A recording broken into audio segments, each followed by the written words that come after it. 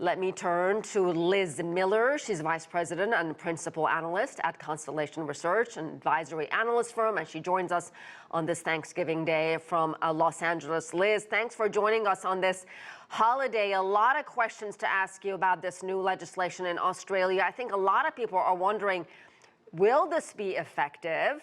How do you enforce it? I think that is the biggest question that even the social media companies are asking. There is a trial period that's going to go into effect to look at how we block people under the age of 16 from being able to create accounts. But this has long been a standard practice amongst many social media organizations that have said, listen, we have an age limit.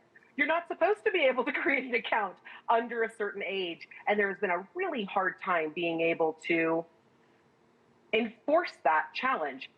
Kids know how to add, unfortunately. So being able to create a false identity or false age when they do log in has been quite a challenge. So I think a lot of people have a question about that, but I think the underlying question here is, even if we are able to block a significant number of young people under the age of 16, from being able to create accounts and log into these social media channels, is that really going to impact enough? Because where the damage is really happening is in a lot of the content, the conversation, and the community that has an adverse effect on a lot of people, regardless of their age, psyche. So I think there are a lot of questions. I think Australia is trying to take a hard stand. The question is going to be is whether we can enforce it. Yeah, and a lot of, kids are smart these days. They're going to find a loophole. They're going to find some way. They're going to have a friend who's 17 or 18 years old. They're going to go to their house. They're going to figure this out. So another concern is whether this will push young people to go into less regulated corners of the dark web. Absolutely. And I think that is such an amazing point, and I love that you brought that up. I think that I remember back to my teenage years. I'm not even going to talk about teenagers today, but when I was a teenager, if I wanted something, I found a way, right? So I think that we all know that teenagers, regardless of what generation we became teenagers, we know how to get what we want. And right now, kids want that connection and they want that social content. They want the videos, they want to laugh, they want to connect. I think the earnest desire to connect via these channels is always going to be there. They will find a way to get that.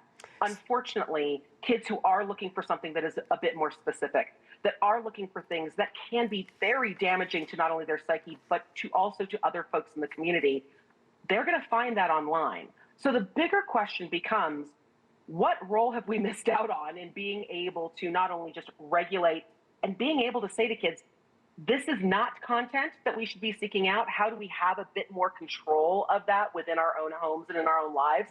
I think is a question that a lot of parents are starting to ask. I know that myself as a parent, I struggle with this often. I know that social media and being online is going to be a reality of my child's life. How do I have a very different conversation with her today than my parents would have had with me about content? Yeah, you're so right about that. And I'm just wondering if there was another way to do this. I mean, maybe another approach would have been to requiring social media companies, and I know this is a tall order, to do a better job of perhaps moderating and removing harmful content, which I think would be mission impossible, frankly. I totally agree with you. I wish I didn't agree with you. I wish I said that there was absolutely a way to get this done. But I think the reality right now is that there are some social media channels that are trying to do a better job in moderating content that is universally seen as detrimental to not just young people, but to the online community at large.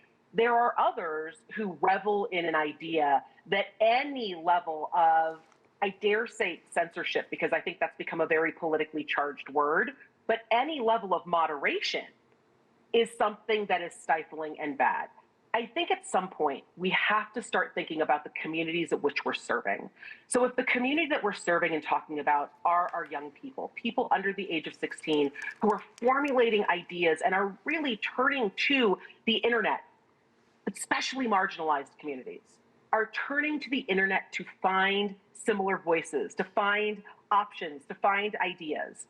If we're looking to serve that population, content moderation becomes an absolute must. It becomes table stakes to being a company through which we do business. So I absolutely agree with you.